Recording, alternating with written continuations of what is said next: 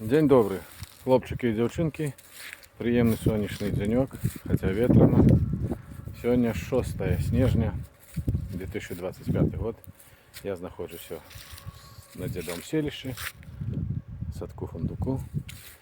І зараз покажу вам, в якому він стані. Доволений результатом. Ось третій год. Усі древці вище чоловічого росту.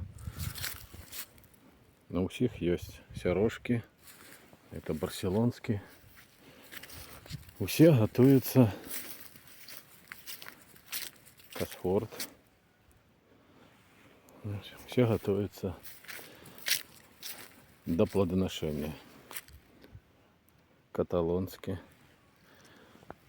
Коли не буде аномальных там приморозков, ці ще нечто возвратне, то все буде добре. Вот. Это привиты московские ранние,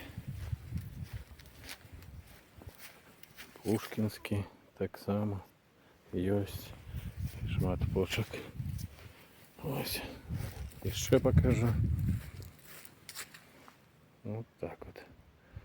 Барселонский, трапезунд. Ну, Миколай з Бреста прав, я його вельми моцно обрезав. І він стресанув і не дав сірожок. Ну, будемо сподіватися, що наступний год. Ось так само пригожий академік Яблоко. Ось яке маленьке древце привіте. А вже ось шмат сірожечок. Ось ще один барселонський. О, видите? Весь у сирожечках. И на те, что были посажены в прошлом году, все сирена, есть сирожечки. И на яшме есть сирожечки.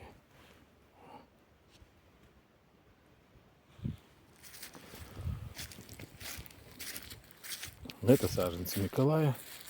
Тут уже багато, на яких так само є сірожки на трапезунді.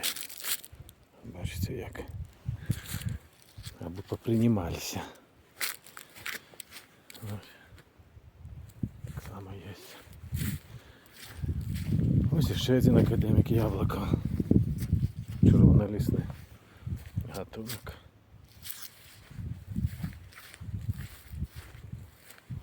Халі. Перший год після посадки вони стресують. Здесь маленькі тамбовські ранні. Це так само привіти. От Екатерина. Зовсім маленька. Так само сажені зовсім маленькі, але він вже питається плодоносити. О, такий пригажун. Тонко диджфоні. Так само с сирожечками.